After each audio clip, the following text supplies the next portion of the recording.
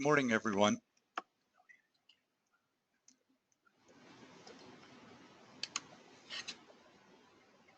Good morning, everyone. Welcome to ERA's webinar, Supporting the Assigned Value, Design, Manufacturing, Verification, Homogeneity, and Stability Requirements for Proficiency Testing Providers.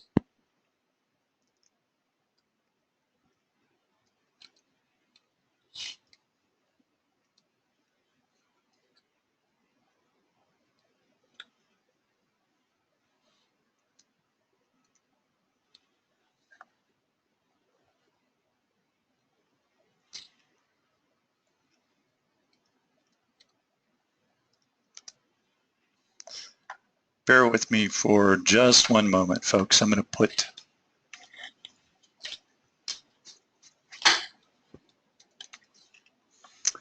sorry about that. Little technical difficulty. My name is Michael Blades. I'm a technical manager here at ERA for organics and microbiology. I'm going to tell you a little bit about ERA before we get started. For those of you that don't know, ERA has been around since 1977. We're currently located in Golden, Colorado. We do business with more than 7,000 laboratories around the world in more than 80 countries. We produce proficiency testing and reference materials in a variety of different matrices: wastewater, microbiology, drinking water, radiochemistry, soils. We do custom standards, we do air and emissions.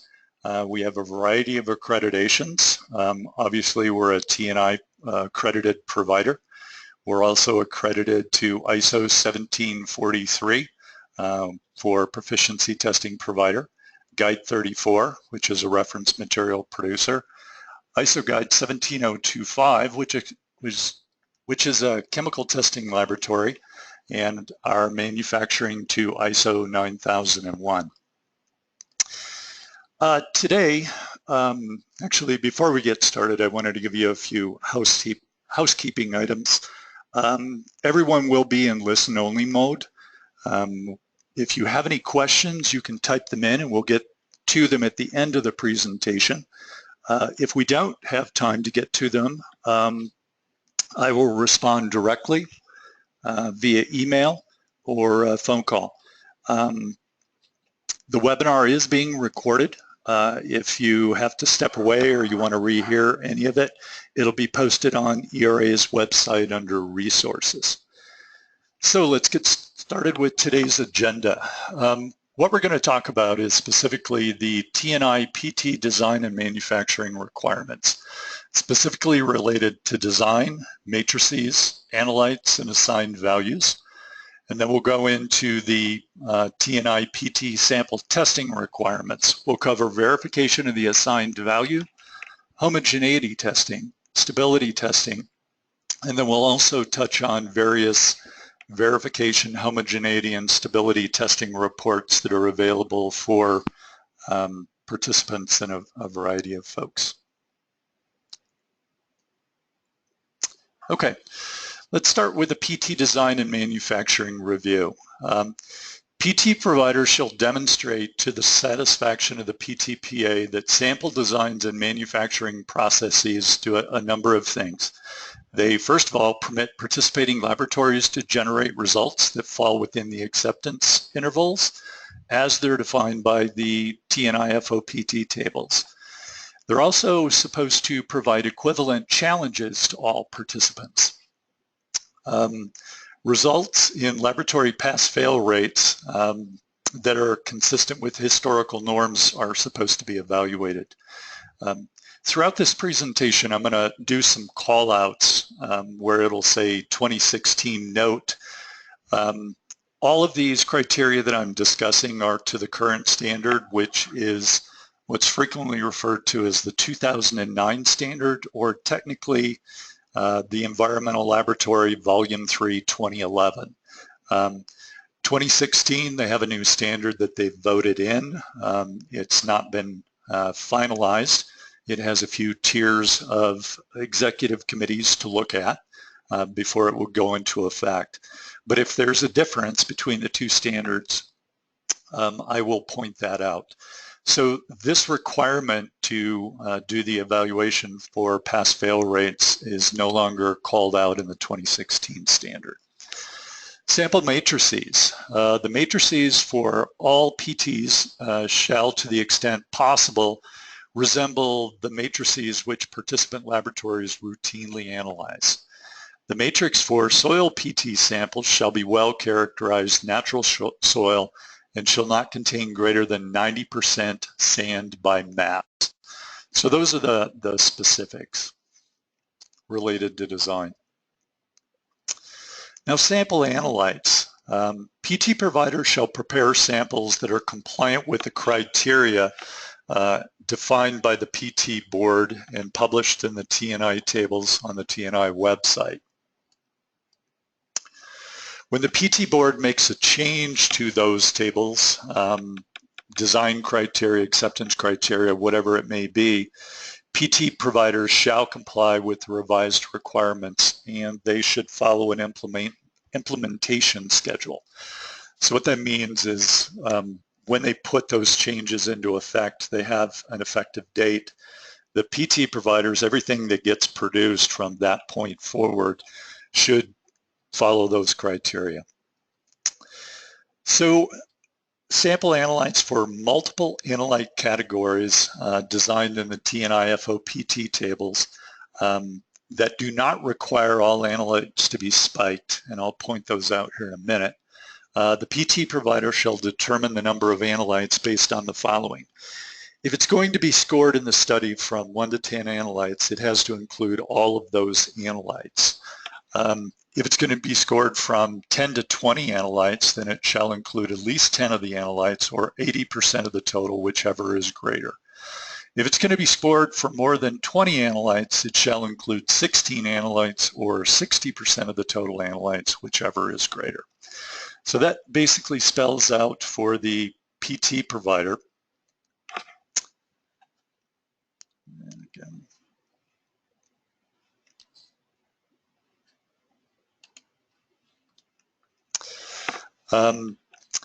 the PT provider shall use a random selection process to determine which analytes will be spiked and unspiked within any given PT.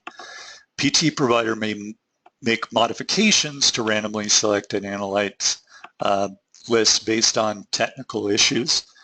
The modifications have to be documented, and the assigned value for unspiked analytes shall be set to less than the PTRL. If the provider spikes analytes that are not on the TNI table, they may be additional pesticides or something that customers are interested in but are not covered under TNI, they're free to add those, but they need to demonstrate that they don't cause any kind of interferences and they do not actually count towards the total minimum analytes required. So if you've got those additional analytes, they're not going to count towards that total, and you need to make sure that they don't present any type of issues for the participants, which could cause them, to potentially fail any of the true TNI analytes. All right, so in practice, what this means, this is a screenshot of the non-potable water table. We talked about the effective date. This particular one went into effect April 1st, 2016. The analytes that I'm showing you here, for example, are the organochlorine pesticides. Now you can see under the organochlorine pesticides, the analyte column, that there are actually 22 analytes listed here. Most of them are the fairly typical organochlorine pesticides. You'll also see listed total chloridane and then toxaphene. So a PT provider can look at this, and it is covered by footnote 1, which these number of analytes is going to apply to. That's called out on the table as well in the footnote. So this particular sample, I guess a PT provider would have to make a decision whether or not they wanted to include all of these or just the specific OCP analytes and then have a different design for toxaphene and chloridane, having those in different samples. To the best of my knowledge, all PT providers have made that design choice. So within this list of analytes, there's actually 3 PTs that generally come out of it. You have 20 of the OCPs, and then you have a separate standard for chloridane and a separate standard for toxaphene, just because of the possibility of interference if you were to include those all together. So the rule that would apply to these particular analytes for the OCPs would be you have 20 analytes, so you need to include the 80%. If you have a separate standard for chloridane, obviously it'll always have to have the chloridane, and a separate standard for toxaphene, that would always have to have the toxaphene. Okay, so further issues related to the assigned value. The PT provider shall use a random process to determine the target assigned value for the PT sample. Now, they may make modifications to this randomly selected assigned value based on technical judgment, but of course it would have to be documented. Something that might fall into that category, not too many with the OCPs. They're pretty good actors across the entire range. But if you were to exclude, say, some of the DDD, DDT, DDE, if you were to exclude some of the analytes that may be breakdown products, that may be something that you may have some type of formulation rule that you would follow to deviate from a randomly selected value. That's just an example. So assigned value for aqueous non-micro analytes that are measured shall be equal to the made-to values of the analytes based on gravimetric and volumetric measurements of a starting material of known concentration, and shall be presented as 3 significant figures. So basically, the current standard is telling you that your assigned value for these water samples is going to be based on weights and volumes. It's essentially a calculated value. In 2016, however, they have added some additional information that if the analyte assigned value is determined by a PT provider's measurement, then they must use the mean of the verification. That will be a change in the 2016 standard, and I can only assume that what that means is that they're leaving open the door for, instead of calculating it based on weights and volumes during the manufacturing process, that potentially they're allowing you to set it to an analytical value. Okay, assigned values for quantitative microanalytes shall be equal to the mean of the assigned value verification and/or homogeneity testing. Now, what that means is this is specifically called out that the assigned value is going to be based on the PT provider's verification method, whatever they choose it to be. Now, in the 2016 standard, they've said that it will be set to the study mean. I guess I'll also mention in the 2016 standard that they added some additional clarification for MPN, non-whole volume or non-whole number results. And the other requirement in the current standard is you have to present as whole numbers to 3 significant figures. So the 2003 standard actually was like the 2016 standard. So we're going full circle with the next version of the standard for micro. So instead of the value being set to the verification method used by the PT provider, it's going to go back to the study data, shall be what the assigned value is called. The assigned value for solid and chemical matrices shall be equal to the natural background concentration is analytically determined by the PT provider, plus the made-to concentrations of any spiked analytes based on gravimetric and volumetric measurements of the starting material. And it shall be presented at 3 sig figs. So it's just telling you that, rarely are you going to have a matrix, a background that has no known analytes or analytes of interest already present. So it's really calling out that those need to be taken into account. The assigned value for qualitative analytes shall be represented as presence-absence. Also, I'd note that in the 2016 standard, they're adding sections related to how the assigned values are set for whole effluent toxicity testing, which was something that was pretty much left out of the 2011 standard. Okay, so we'll pull up a screenshot of the non-potable water FOPT table just to clarify that these design ranges that you're given on the tables is what we're talking about when it comes to selecting an assigned value. You need to try to get between that 1 and 15 for the Aldrin. So you're randomly selecting a value within that design range. So let's talk about now the verification of this assigned value. PT providers shall analytically verify assigned values of all analytes prior to being used in a PT study. So verification happens in advance of the study, not during or after. You need to go through that process prior. PT providers shall verify assigned values by a direct analysis against calibration standards made from or traceable to a primary reference material like NIST, USP, if it's available. Now, in the 2016 standard, it's going to specifically call out that it requires a CRM or a reference material. If a primary reference material is not available, then verification shall be performed against independently prepared calibration material. So if you don't have a standard, then something needs to be independently prepared. Now in the 2016 standard, they're specifically going to call out that that needs to be made under the requirements of ISO Guide 34. So they're going to define that a little bit more, and in the new standard, everyone will be required to be accredited to ISO Guide 34. Assigned value verification event must include the analysis of a second source reference material independent of the calibration source and the PT samples being verified.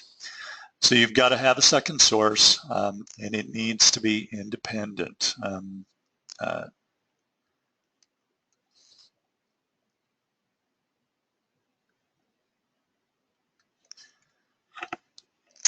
Now, you must have criteria related to this second source as well as far as what constitutes acceptable. Now, it's not defined in the standard, but the PT provider has to have some criteria that determines when you've validated that primary calibration standard. Some type of acceptance within 10%, within 5%, within something. It has to be defined, and it may or may not be consistent between providers. So the analytical method used for verification of the assigned value shall have a repeatability relative standard deviation of not more than 1/6 of the acceptance limit for participating laboratories. Essentially, within the current standard, you need to have a method that you have a well-defined variability within that method, and you have a criteria that compares that to the acceptance limit for the participants to determine whether or not that is a valid method to be using. Now, I will tell you that they have removed this from the 2016 standard. So validation of that method by the various providers could potentially go in different directions. It's likely here the ERA that we will continue to use that 1/6 criteria. It seems to be a good statistical way of evaluating whether or not you have a good method. The relative standard deviation of the provider's verification methods shall be established by method validation study from each method and instrument. So just like you have to do method validations, we have to do them as well to demonstrate that that method is appropriate. For aqueous chemistry analytes, the assigned value of an analyte is verified if the mean of the provider's verification analysis is within 1/3 of the laboratory acceptance limit to a maximum of 10% of either the assigned value if an unbiased verification method is used or the expected mean for the analyte if a biased method is used. Again, 2016, they're removing this 10% criteria. Many of the PT providers felt that this was somehow redundant, that if 1/3 is good enough, then to have an additional tier criteria that put a max on that was unnecessary. Again, just something you should be aware of. Don't know that I agree with all the other PT providers, and it's likely we're going to keep that cap, but be aware that it's not part of the standard anymore. Okay, so I just wanted to delve down again into the FOPT tables to make sure that everybody was following along here. So the FOPT table is going to give you what the acceptance criteria is for any given analyte. So looking at our OCP example on the non-potable water, you can see under acceptance criteria that you have values populated for A, B, C, and D. Those are variables that are used to calculate the acceptance intervals that will be used for the laboratories under test. So I've also highlighted the footnotes that actually give you the formulas so that you can kind of follow along. I'm using these exact values in some of the examples that I'm going to use later just to kind of show you what this 1/3 means and what the 10% cap means related to the PT provider's verification of that assigned value. Okay, so I will apologize here in advance of all of the crowded slide here, but I really wanted to just get it out there so you understood exactly what we were doing. So on the OCPs, what I'm going to do is I'm going to take a specific example of a lot that we designed where Aldrin's assigned value was 2.6 micrograms per liter, and then go through the math with you. So this is a non-potable water. On the FOPT table, they define the non-potable water studies are evaluated at plus or minus 3 standard deviations. So when you use the mean and the standard deviation equations, along with these A, B, C, and D values, you can see how I'm calculating the limit. So I wrote those equations out, A times T plus B for the mean, and the standard deviation is C times T plus D, where T is the assigned value. So the mean, you would actually take the value from the table, A, the 0.8524, you would multiply it by your assigned value, which is 2.6, and then you would add on the D variable of, in this case, a negative 0.0159, which would come up with essentially what is an estimated mean for the participants of 2.20. You would do the same thing with a standard deviation. You would take your C value of 0.1655 and multiply it by that 2.6, which is your assigned value. And then you're going to add on that D variable to give you an estimated standard deviation for the study. Now these regression equations are based on PT providers' data over many of actual PT studies. There's a whole subcommittee that gets together to come up with these equations based on all that historical data before they're actually put in place and require the PT providers to use it. So given that estimated mean and the standard deviation and the fact that this is a 3 standard deviation study, you can see that I calculated a limit for the participants, which is 0.909 to 3.49. So that's what the participant in the study would need to analyze this Aldrin and get a value that falls within that range in order to be considered passing. Now the PT provider's limit, they have to apply criteria based on that before it goes out the door. So that criteria currently is 1/3 to a maximum of 10%. So I actually put this in terms of the relative standard deviation because I'm going to compare that standard deviation to an assigned value that's going to be determined by a direct technique. So when I'm dividing that standard deviation by the 2.2, I'm putting it in relative terms. So it comes up to 19.6, or a limit that would be 2.09 to 3.11. Under the current standard, that actually is almost plus or minus 20%, so we're going to cap that at 10. So our normal limit would be 2.34 to 2.86. So again, I previously pointed out that that 10% is going away. It doesn't mean we will stop doing it, but the standard has changed. The other criteria is the standard deviation of the verification must be less than 1 standard deviation, or that 19.6% or 0.510. Hopefully that all made sense. Now let's move on to homogeneity testing. PT providers should analytically verify that all analytes in all PT samples within a packaging vent are sufficiently homogeneous prior to being used in a PT study. Now, homogeneity shall be verified using the procedure described in Appendix A. Now, Appendix A is part of the current standard, and within Appendix A, they talk about S sub S, or a between sample variability, being less than or equal to 0.25 C, where C is half the acceptance interval, or a procedure which is equivalent, has an equivalent ability as determined by your PTPA, the accreditor that, in our case, A2LA, they have to agree with whatever we choose. You're verifying that the differences between samples will not impact that the laboratory to the limit that they're being evaluated to.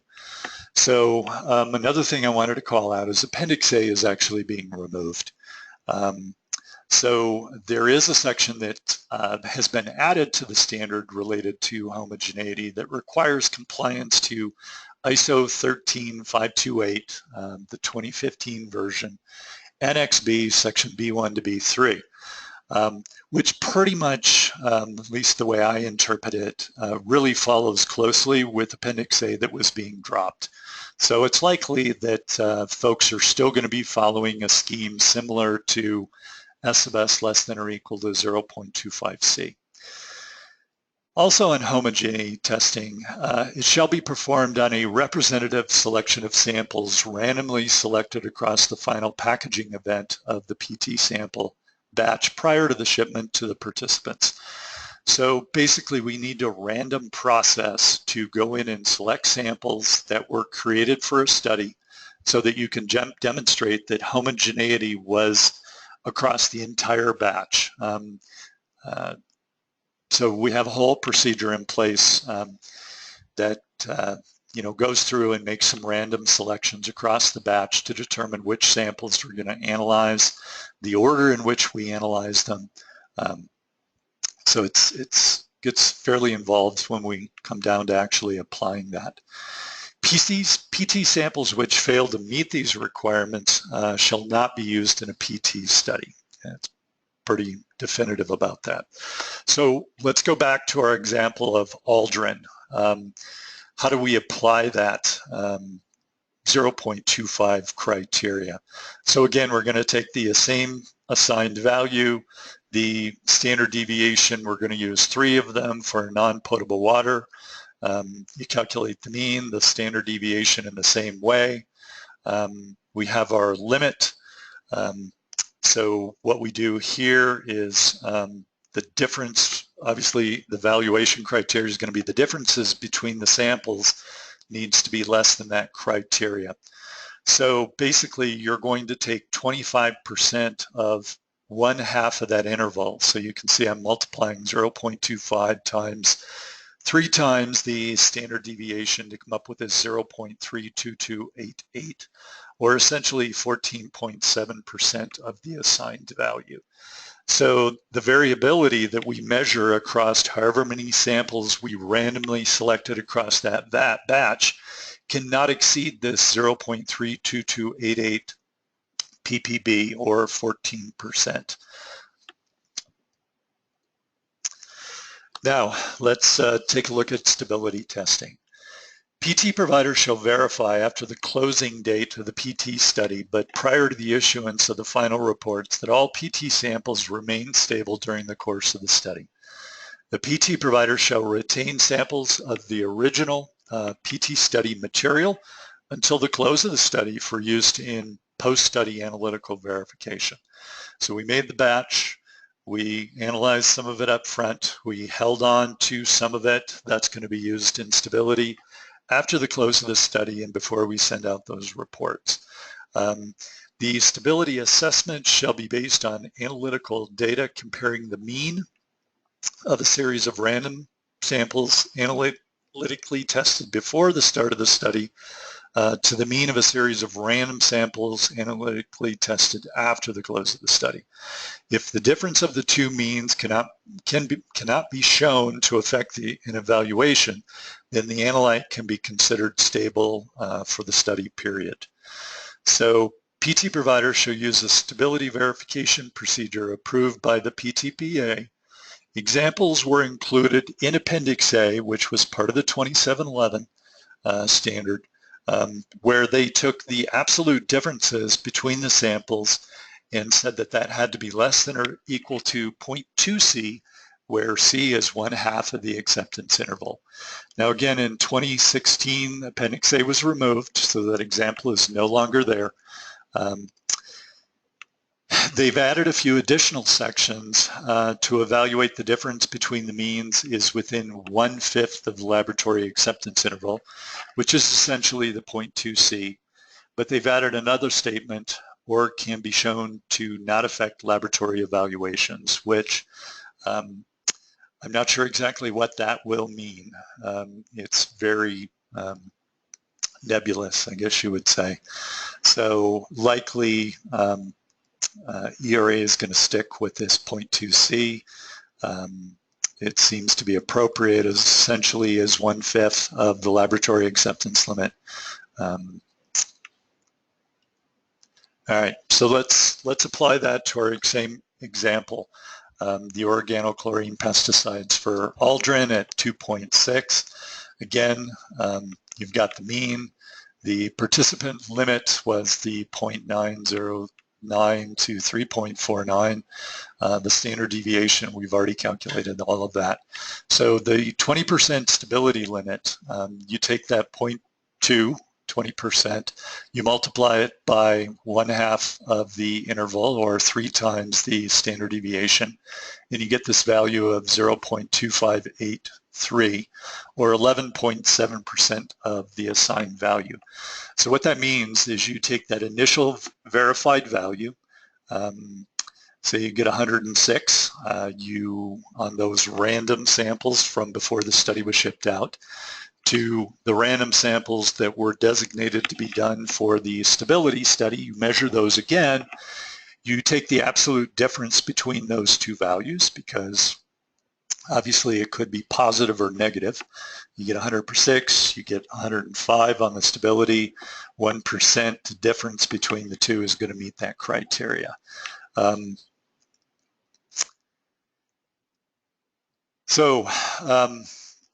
Verification, homogeneity, and stability testing reporting. So we've basically spelled out the criteria for the VHS.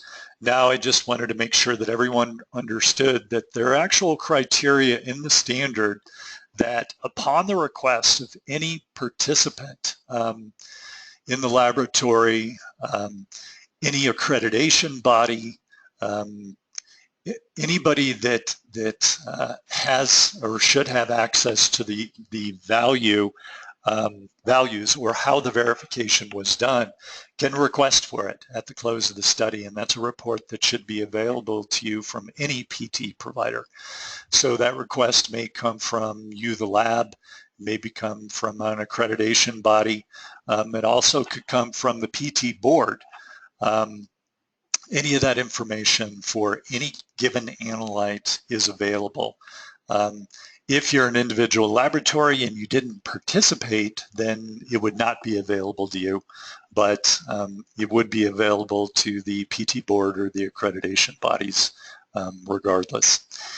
So the PT provider shall supply to also the PTPA, our accreditor, any of that information as well. The PT provider shall follow the format and the schedule for submittal of this data as provided by the PTPA.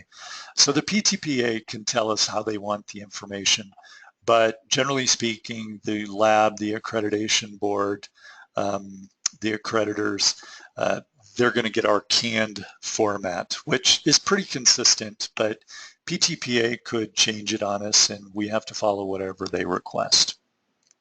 All right, so what does that look like? We have a report that I'm just going to give you some screenshots. I know they're kind of hard to read. It's more here just so you can see that they're available and they present all the information that we kind of discussed in supporting the assigned value. So again, I'm using the OCPs as an example. This first page, it's the analytical verification report. You're going to see a summary of the mean values from the initial verification, the variability, the mean evaluation, the one standard deviation limit evaluation for all of the analytes. So you see all 20 of the pesticides, not just the aldrin, included, footnoted so that you can follow along with what's being presented, the number of samples being analyzed, all of those details. The other part of that will be the homogeneity. So you're going to see homogeneity evaluation.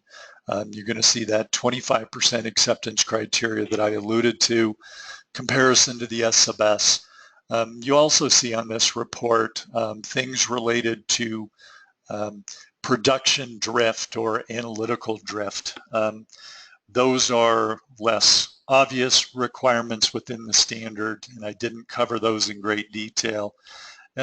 It's just a way to evaluate the performance of the instrument, or a more specific way to look at homogeneity of the batch. So you're going to get all of that information as well. So we've got all 25 analytes. This is the second page of it. And if you were to participate in all analytes, these are hundreds of pages of data.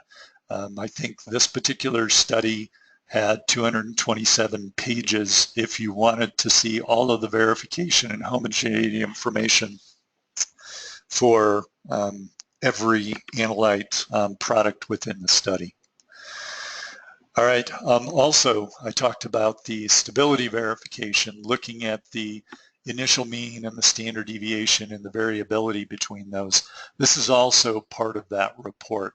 So it's going to give you what was the mean delta between those, what was the 20% acceptance interval, did it pass, did it fail? You're going to get all of that information as well. This is just the second page of it. So in summary, PT designs, manufacturing and verification under TNI. The whole purpose of this really is to produce PT samples that challenge the critical components of each analytical procedure, ideally from preparation to the final analysis. You want to try with these PTs to simulate real-world samples as reasonably possible and representative of materials analyzed for environmental regulatory programs, agencies, and communities. You want to yield data that is technically defensible, and preparation of PT samples which pose equivalent difficulty and challenge regardless of the manner in which the PT samples are designed and manufactured by the providers. So you really want these design criteria and the way we evaluate them to really support that, you know, regardless of which PT provider you get it from, that they're going to give equivalent difficulty, that they're going to be defendable, that they're as much as possible like a real-world sample, and they're doable. They're designed in a way that if you have your process, your methods under control, you're going to get passing results. So guys, that pretty much concludes the presentation. I wanted to, before we get to questions, just make sure that I don't forget to thank everyone for attending. I hope you found something that I presented to be of interest, or something that you didn't know, or maybe now you have a better understanding. I also wanted to mention that this has all been recorded and will be posted on ERA's website under the Resources tab. So if you want to show this to a peer, somebody else in the lab, or you want to go back over what I tried to explain, it'll be found there. So that's what I've got for today. Let me take a look to see if we've got any questions. And at this point, I'm not really seeing anything out there. So I want to, again, thank you very much for attending. If you do have any questions later on, please email them to mblades@eraqc.com, and I will answer them directly, or just give me a call. My direct office number is 303-463-3537. So thank you very much for attending, and this concludes today's webinar.